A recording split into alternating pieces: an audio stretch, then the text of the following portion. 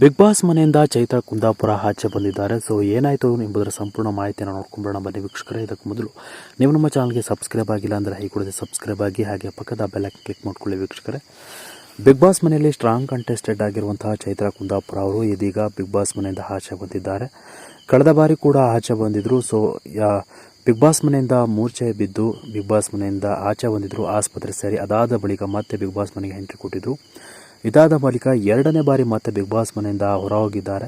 So ಹಳೆಯ ಒಂದು case ವಿಚಾರಕ್ಕೆ ಸಂಬಂಧಪಟ್ಟಂತೆ ಕೋರ್ಟ್ಗೆ ಹಾಜರಾಗಲು ಚೈತ್ರ ಕುಂದಾಪುರ ಅವರು ಬಿಗ್ ಬಾಸ್ ಮನೆಯಿಂದ ಆಚೆ ಬಂದಿದ್ದಾರೆ. ಸೊ ಇದಕ್ಕೆ ಕುತೂಹಲ ಕೆರಳಿಸಿದಂತಹ ವೀಕ್ಷಕರಿಗೆ ಒಂದು ಸುದ್ದಿ ಏನಪ್ಪ ಅಂದರೆ, ಬಿಗ್ ಬಾಸ್ ಮನೆಯಿಂದ ಚೈತ್ರ ಕುಂದಾಪುರ ಅವರು ಪರ್ಮನೆಂಟಾಗಿ ಆಚೆ ಹೋಗಿದ್ದಾರಾ ಇಲ್ಲ ಮತ್ತೆ ಬರ್ತಾರಾ ಎನ್ನುವ ಕುತೂಹಲ ಕೂಡ ಇದೆ.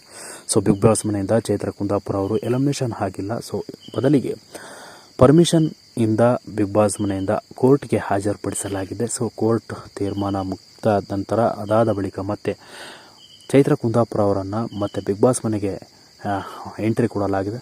ಸೊ ಬಿಗ್ ಬಾಸ್ ಮನೆಯಿಂದ ಭಾಳ ಫೇಮಸ್ ಆಗಿ ಆಟ ಆಡ್ತಿರುವಂತಹ ಚೈತ್ರ ಕುಂದಾಪುರ ಅವರು ಏಕಾಏಕಿ ಬಿಗ್ ಬಾಸ್ ಮನೆಯಿಂದ ಆಚೆ ಹೋಗಿದ್ದು ನಿಜಕ್ಕೂ ಅಭಿಮಾನಿಗಳಿಗೆ ಬೇಸರ ತರಿಸಿದೆ. ಹಾಗೆ ಅವರನ್ನು ಫಾಲೋ ಮಾಡುವಂಥವ್ರು ಯಾಕೆ ಇಷ್ಟು ಬೇಗ ಹೋದರು ಅಂತ ಬೇಸರನ್ನು ಹೊರಹಾಕಿದ್ದಾರೆ. ಸೊ ನೀವು ಕೂಡ ಬಿಗ್ ಬಾಸ್ ಚೈತ್ರ ಕುಂದಾಪುರ ಅವರ ಅಭಿಮಾನಿಗಳಾಗಿದ್ದರೆ ಸೊ ಆದಷ್ಟು ಬೇಗ ಬಿಗ್ ಬಾಸ್ ಚೈತ್ರ ಕುಂದಾಪುರ ಅವರ ಸಪೋರ್ಟ್ ಮಾಡಿ, ವಿಡಿಯೋಗೆ ಒಂದು ಲೈಕ್ ಮಾಡಿ ಅಂತ ಹೇಳ್ತಾ ವಿಡಿಯೋನ ಮುಗಿಸ್ತಾ ಇದ್ದೀನಿ.